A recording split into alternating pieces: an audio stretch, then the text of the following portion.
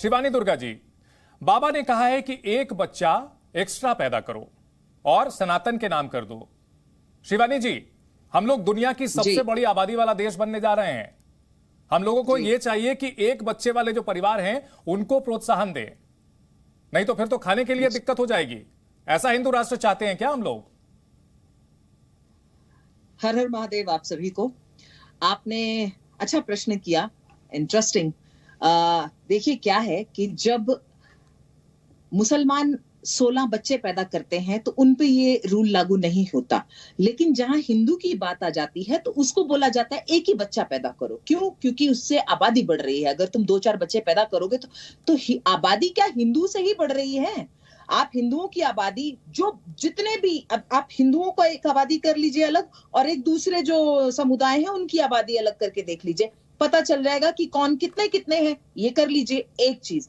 दूसरा जो उन्होंने कहा कि एक बच्चा जो है राष्ट्र की सेवा में दे देना चाहिए, धर्म की सेवा में दे देना चाहिए, तो ये बहुत अच्छी बात है। सिख समुदाय में भी ये होता आया है। गुरु गोविंद सिंह जी ने ये बोला था कि अपना जो एक बच्चा है, बड़ा घर का जो बच्चा है, वो राष्ट्र की सेवा में जाना चाहिए, भेजना चाहिए। तो ये तो बहुत अच्छी बात उन्होंने कही है, तो इसमें क्या गलत है? हमें ये आजादी के बाद 1951 में जो जनसंख्या की गणना की गई थी उसमें हम 36 करोड़ थे।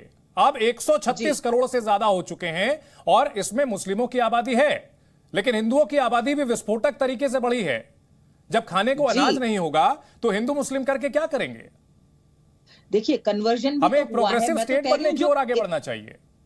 इतना मेजर कन्वर्जन भी हुआ है, ठीक है, उसको भी आप काउंट करें। हिंदुओं को मुस्लिम बना दिया गया, हिंदुओं को मिशनरीज ने फोर्स करके या माइंड ब्रेन वॉश करके उनको जो है ईसाई बना दिया। तो वो कैसे हिंदू हैं? कहां से वो हिंदू रह गए? फिर कुछ बयान पढ़ के आपको सुनाना चाहूंगा। भारत के सभी लोगों का डीएनए एक है। मोहन भागवत, संघ प्रमुख। भारत पहले से ही हिंदू राष्ट्र है, उसे अलग से हिंदू राष्ट्र घोषित करने की आवश्यकता नहीं है। मिलिंद परांडे विश्व हिंदू परिषद के महासचिव हैं, महामंत्री हैं। हिंदूवादी जो संगठन है, बड़े संगठन हैं, उनके नेताओं का कहना है कि ऐसा कुछ करने की जरूरत नहीं है। फिर धीरेन्द्र शास्त्री या फिर अन्य जो दूसरे हिंदूवादी संगठन है, ये मांग क्यों उठा रहे हैं? देखिए, हम जो उन्होंने कहा है वो उनकी भावना है, उनकी समझ है, उसका भी सम्मान करते हैं।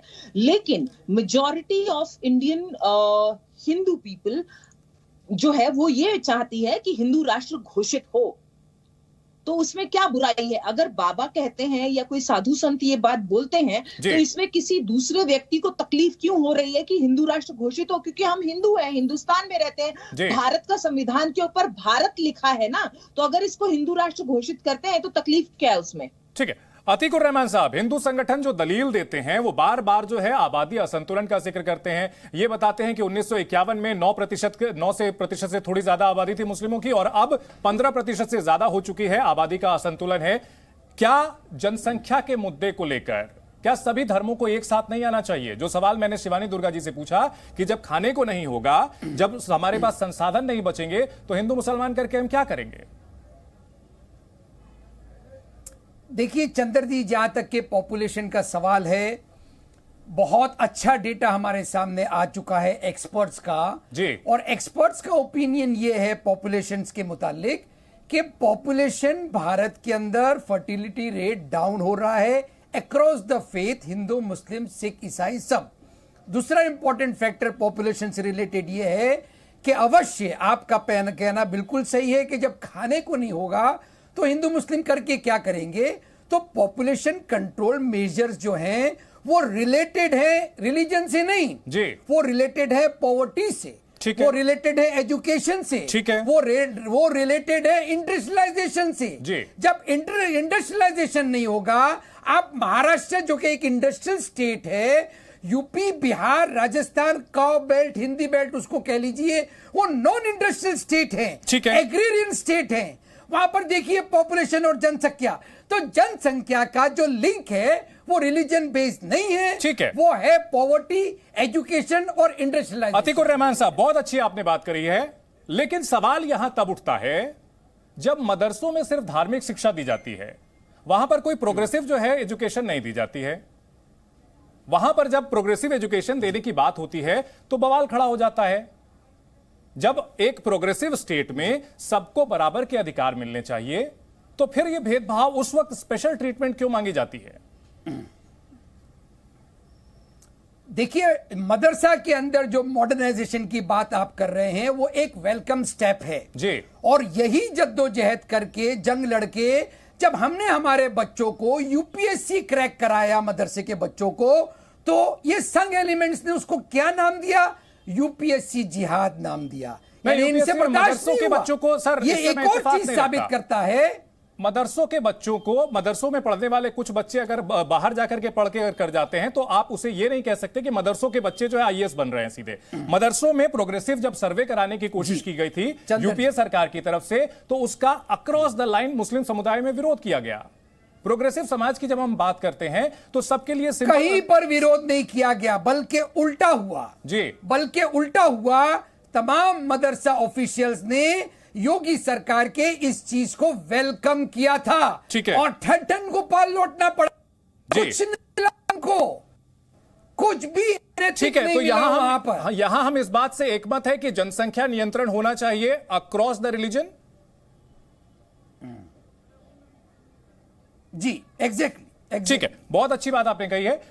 यहां पर हम दूसरे मेहमानों को भी लाना चाहेंगे। किशोर तिवारी जी बहुत देर से हाथ उठा रहे हैं। किशोर तिवारी जी, आपकी पार्टी की ओर से कहा गया कि भाई महाराष्ट्र एक प्रोग्रेसिव स्टेट है, यहां पर ऐसे बाबा आते हैं, धीरेन्द्र शास्त्री जैसे बाबा चले जाते हैं, लेकिन हिंदू राष्ट्र के मुद्दे पर आपकी पार्टी का स्टैंड कुछ क्लियर नहीं हो पाया है, उस पर आप रिस्पॉन्ड करें। नहीं, बहुत क्लियर है। हम भारत को हिंदू राष्ट्र समझते हैं और हिंदुओं का यहाँ पर सम्मान हो, हिंदुओं के अधिकारों की रक्षा हो, इसके लिए शिवसेना बहुत ज्यादा एग्रेसिव है। लेकिन हम मोहन भागवत और परांडे जी की बात से भी सहमत है। लेकिन मैं एक बात है ना, जो बागेश्वर महाराज है, मैं एक हिंदू हूँ और सनातन धर्म के दर्शन को समझता हूँ। मैंने दरबार वाला कल्चर देखा नहीं। चमत्कारों पे जब ऑब्जेक्शन आने लगे तो बागेश्वर महाराज एकदम हिंदू राष्ट्र की बात करने लगे, तो मैं लगता है कि हम कुछ ज्यादा ही इनको महत्व दे रहे हैं। चमत्कार वाली बात नहीं, आज तो हिंदू राष्ट्र वाले मुद्दे पर हम डिस्कशन कर रहे हैं, उसको लेकर के आपकी पार्टी का मुझे लगता है कि स्टैंड फेवर में होना चाहिए। धीरेन्द्र शास्त्री का आपको समर्थन आप लोग करेंगे? नहीं, देखो, हिंदू राष्ट्र वाली मांग पर हम साथ में हैं, लेकिन महाराष्ट्र में अंधश्रद्धा का कोई प्रचार करे, ये भी एक गलत है ना। एक प्रगतिशील राज्य है और श्रद्धा और अंधश्रद्धा में अगर लोगों के इमोशन का कोई दुकान लगा के बैठ जाए उस पे तो ऑब्जेक्शन रहना चाहिए। लेकिन बाबा आए, बाबा ने अपने चमत्कार बताए और बाबा ने चमत्कार वाली बात तो की ही नहीं। अभी जो हम बात कर रहे हैं मीरा रोड में जो उन्होंने बयान दिया है, हिंदू राष्ट्र वाली बात दोहराई है, उस पर आपकी पार्टी का स्टैंड क्लियर नहीं हो पा रहा है। मैं दर्शकों के सामने आपकी पार्टी का स्टैंड क्लियर करता हूं। बाल ठाकरे साहब का बयान यहां पर कोट करना चाहूंगा।